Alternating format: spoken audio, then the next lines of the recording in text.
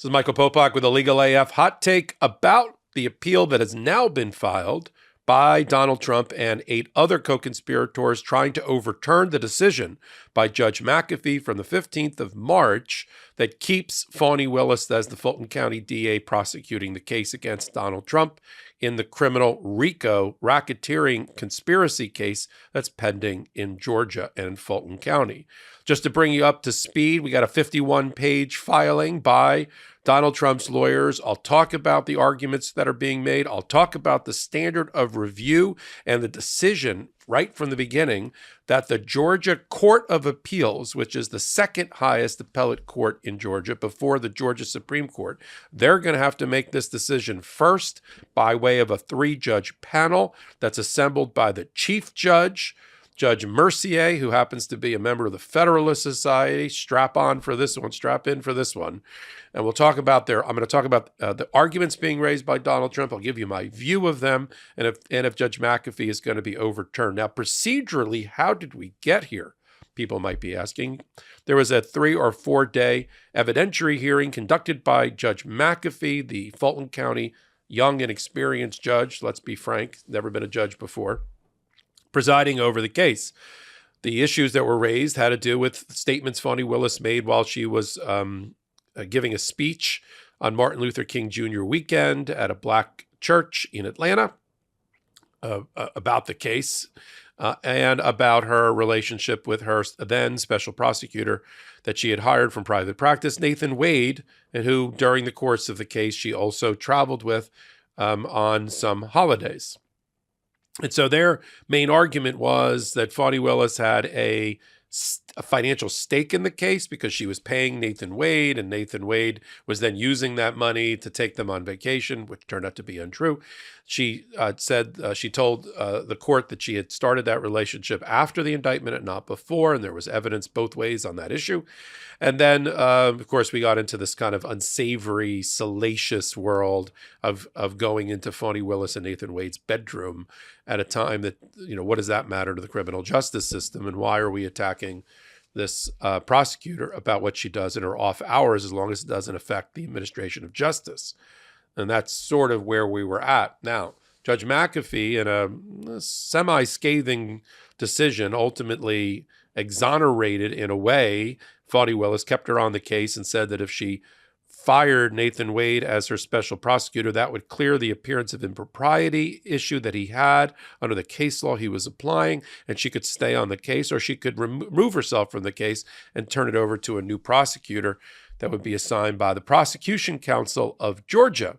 Of course, Fani Willis took the first choice and accepted the resignation of Nathan Wade. Now, on that issue, we're in the middle of the case. We haven't even started trial yet. Any appeal taken at this moment, as I said before, time for a little teachable breakout session here, Legal AF style. This is called an interlocutory appeal, meaning it's not happening at the end of the case where appeals usually happen because appellate courts like to handle all appellate issues, error issues at one time and not piecemeal. But there are grounds, and I'll talk to you about them here on this hot take, when an interlocutory appeal, which is done by permission, you have to ask permission of the next court.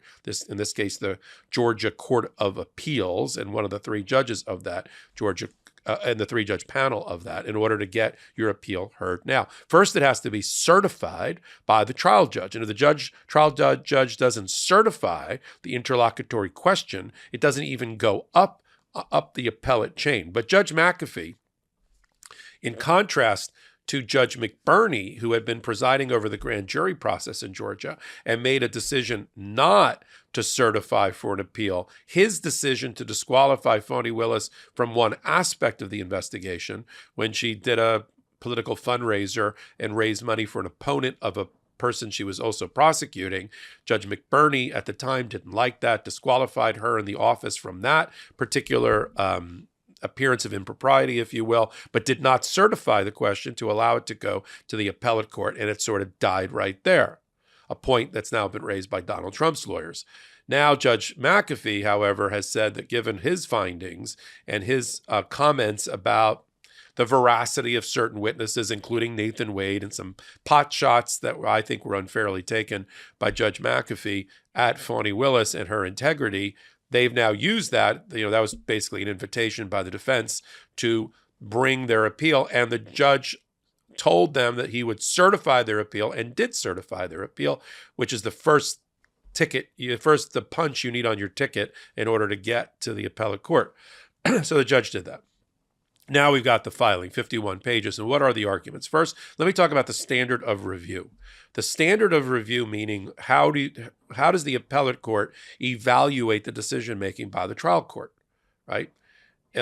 So this is done under an abuse of discretion standard, which I'm going to explain. It means that on the factual findings that the judge made during the 3-day trial, evidentiary hearing, in which you heard evidence and testimony from Nathan Wade and from Fani Willis and from people in their lives and the father of Fani Willis and everybody else, those factual findings made by the trier of fact, in this case the judge, are accepted and have to be accepted by the appellate court as part of the record, and they're only overturned under an abuse of discretion standard, meaning the judge is given a lot of latitude. He's given a lot of discretion, and only if he somehow abuses that discretion will they undermine or not accept the factual findings developed by the judge. So here, that means that all the facts the judge found that are in his order are really going to be accepted as true as part of the record by the 3-judge panel of the Court of Appeals. On the issues of law that the judge made, because he's sitting as a fact finder and the lawgiver, his decision that there was an appearance of impropriety by Fani Willis that could be cured by her firing her then boyfriend or whatever he's referred to as, they're challenging that as structural error, which is a term of art in Georgia law. It's similar to what I know in the places that I practice regularly, which is clear error or reversible error, which is what it sounds like. They're saying the judge made reversible error, structural error that goes to the heart of the criminal justice system in allowing her to stay on as prosecutor, that appearance of impropriety that he noted couldn't be cured the way he said. They also challenge his decision that there was no, and this is again a Georgia-specific doctrine, there was no forensic misconduct. Again, a term of art in Georgia. They're pointing to her statements made at the historic Black church on Martin Luther King Jr. weekend, in which, she kind of talked a lot in the third person, but was definitely talking about the case, Nathan Wade, and her going after and her being the prosecutor on this largest, historical case. And they didn't like that. They think that also puts the defense in an unfair light, and they're arguing about that as well. When I started podcasting, an online store was the furthest thing from my mind. Now I'm selling our Legal AF mugs and Legal AF t-shirts, and it's easy. So easy. All because I use Shopify. Shopify is the global commerce platform that helps you sell at every stage of your business. From the launch your online shop stage to the first real life store stage, all the way to the did we just hit 1 million orders stage? Shopify's there to help you grow. Whether you're selling scented soap or offering outdoor outfits, Shopify helps you sell everywhere. From their all-in-one e-commerce platform to their in-person POS system. Wherever and whatever you're selling, Shopify's got you covered. Shopify helps you turn browsers into buyers with the internet's best converting checkout, 36% better on average compared to other leading commerce platforms, and sell more with less effort thanks to Shopify Magic, your AI-powered all-star. We use Shopify at store.MeidasTouch.com, and it has completely revolutionized our business. It allows us to easily manage our shop, view analytics, provide the best customer service, and streamline our entire online shopping experience from A to Z. We wouldn't be able to bring you all the products you know and love without Shopify, and we can't speak highly enough about it. Shopify powers 10% of all e-commerce in the US, and Shopify is the global force behind Allbirds, Rothy's, and Brooklinen, and millions of other entrepreneurs of every size across 175 countries. Plus, Shopify's award-winning help is there to support your success every step of the way. Because businesses that grow with Shopify. Sign up for a $1 per month trial period at shopify.com/legalaf, all lowercase. Go to shopify.com/legalaf now to grow your business no matter what stage you're in. Shopify.com/legalaf. And then the appellate court has to make another decision right out of the gate when they get the application, which they now have, because this, what just got filed is an application for interlocutory appeal. They've got to decide if the grounds for an interlocutory appeal are present.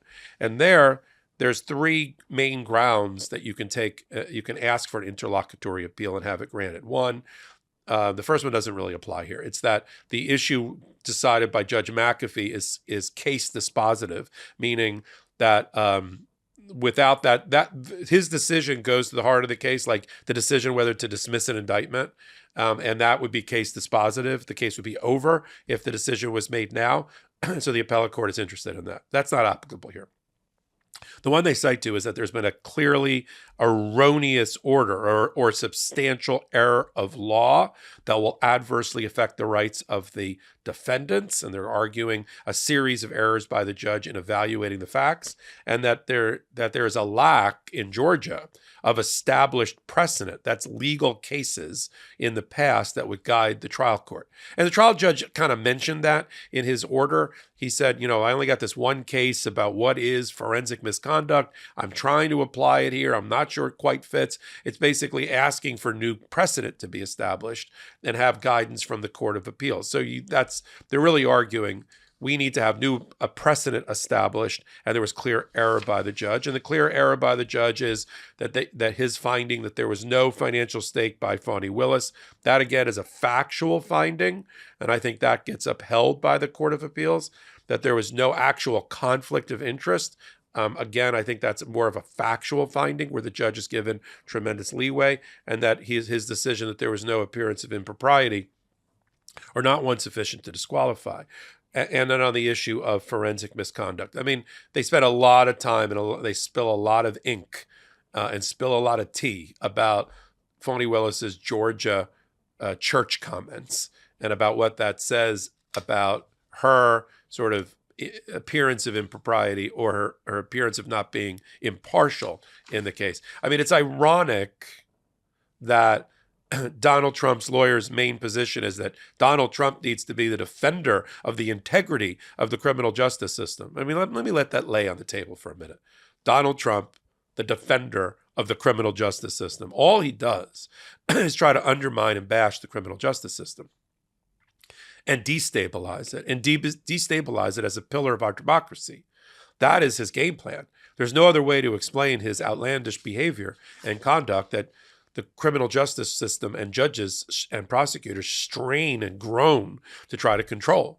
Having seen no one ever like this, judges don't have the precedent in their back pocket to apply, and so they have to kind of do it on the fly. And that's what we're watching, a criminal justice system that is straining to use existing precedent to address unprecedented bad conduct by a former president. So, the irony of ironies is that Donald Trump's lawyers are trying with a straight face or a barely straight face to argue that it's Donald Trump alone that is the preserver and protector of the integrity of the criminal justice system, when we know the exact opposite is true. This is gaslighting at its ultimate worst.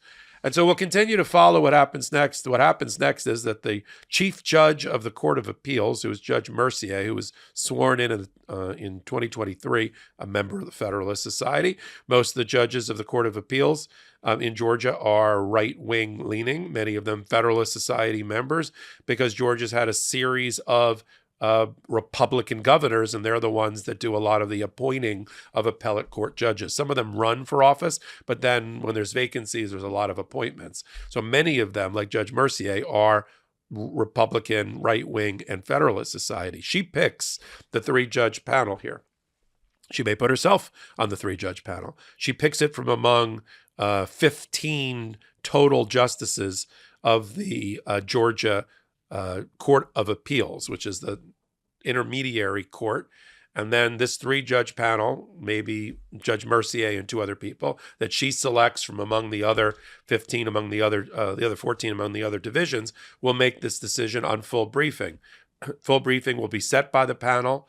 They'll decide whether it's going to be expedited or not.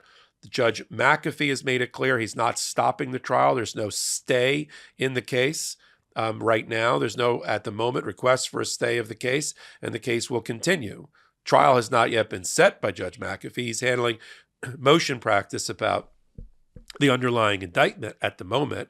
He just heard oral argument about whether certain other aspects of the indictment should be dismissed, including arguments made by Donald Trump's lawyers about First Amendment defense and application. But so he hasn't decided that yet. But let's say in the next month, before let's say April is over, he will have decided all the motions, and there'll be still standing an indictment, including against Donald Trump. He hasn't yet, as a judge, set the trial date. Fani Willis has asked for it in July. He may be waiting to get some guidance from the appeals court, the Court of Appeals, on that issue before he sets it. So we're sort of stuck in the mud at the moment. There'll be a briefing schedule established. The state or the Fulton County DA and their appellate lawyers will file their opposition brief, and then Donald Trump's lawyers get one more brief. That's the way it works in briefing. The party bringing the motion, or the party who's bringing the appeal, gets two briefs, and the opposition, if you will, or the appellee in this case, gets one brief. The only time that changes is if in the last brief, if Donald Trump, as usual, tries to raise new arguments that weren't in his opening brief, because it has to be a reply brief that only responds to the middle brief, then you can ask for permission to file a SUR reply, S-U-R reply brief, because the other side has raised improperly raised new evidence or new facts or new argument in their last brief, and you should be able to respond to that. So we'll see if that happens. And then there's an oral argument, and then there's a ruling by this three-judge panel. There may be, if the losing side of that may ask for an en banc, which means all 15 members of the Court of Appeals, and then the loser of that result can ask for an appeal to the Georgia Supreme Court, which is where this issue dies at that moment. We'll follow what happens in Georgia, in Fulton County, in that prosecution of Donald Trump, and where it fits with the trial that starts on April the 15th, that will be following on the MeidasTouch Network and on Legal AF in New York against Donald Trump, his first criminal trial in the Stormy Daniels business record and election interference fraud case that starts there with picking a jury on the 15th of April, as we await hopefully the restart of the D.C. election interference case brought by the federal special prosecutor Jack Smith in front of Judge Chutkan. That's going to have to wait until after the 25th of April, when there is a oral argument before the United States Supreme Court and a ruling by them before their term ends in June. This Supreme Court term ends in June. And then if it's against Donald Trump, in other words, the Supreme Court of the United States upholds the immunity decision, finding no immunity for Donald Trump for his criminal acts as indicted by the D.C. Court of Appeals, then Judge Chutkan will get the case right back. She'll add 90 days, as she said she would do, for preparation, and she'll reset that trial for August. So we'll have an April trial under this scenario, an April trial of Donald Trump in New York, an August trial of Donald Trump criminal in D.C., while we await to see what happens with Fani Willis in Georgia. So it's a lot. If you want to really know what's happening at a molecular level and follow this closely, join us on Legal AF. It's our podcast. It's like this, except I have a co-anchor.